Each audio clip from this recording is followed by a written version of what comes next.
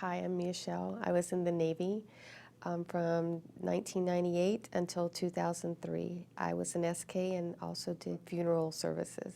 For me, doing those military funeral services was one of the most exciting and rewarding things. To be able to give them a funeral service with dignity and pride, it made me feel just amazing. It's about being a sailor. It's about being, in the military. And you work together as a family and as a unit. So, whenever I was asked to do anything extra, I always did. Then you kind of get to the point to where I had an officer who would ask me to stay late or to come in early and help set up the meetings and stuff like that. And I was like, okay, that's cool, I'll do that. And then I walk in one day and he's masturbating. And you just kind of freeze and you're embarrassed. You're like, oh God, I caught him in a bad situation, so I turned around and left. And then, I just was so uncomfortable. And he just kind of played it off like, oh, you know what, sorry about that. I just got through talking to my wife. And then it would happen again. And when you're a female in the military, it's a lot of people will say things that aren't true about other people. And I just didn't want to be that kind of sailor. I wanted to be the kind that works hard and is known for that. That's my reputation. My reputation wasn't known for, oh, this guy did this, because you always hear remarks.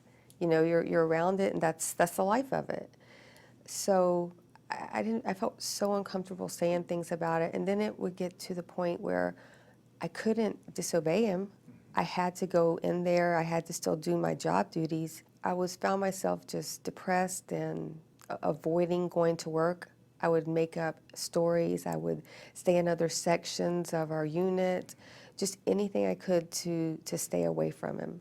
When I would be at my desk, he would come by and, put his hand on your back or just say uncomfortable remarks and like, do you want to have fun?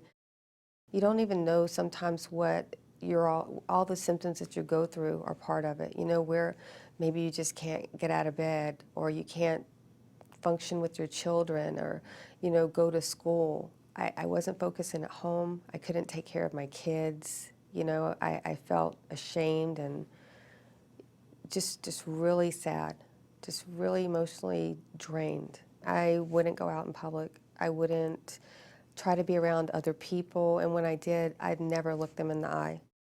I went to the VA, and I explained to the doctor what was going on, and she was really great. We had talked, and then I got put on some medication for the depression and the bouts of unbearable anxiety, and went to some support groups. I still continue to go to those support groups.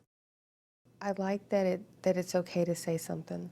I like that you don't have to be ashamed anymore, and possibly you can help someone else feel more comfortable to deal with things, and then they find their inner voice and their inner strength to get help. When you're in a situation similar to that, you feel really alone.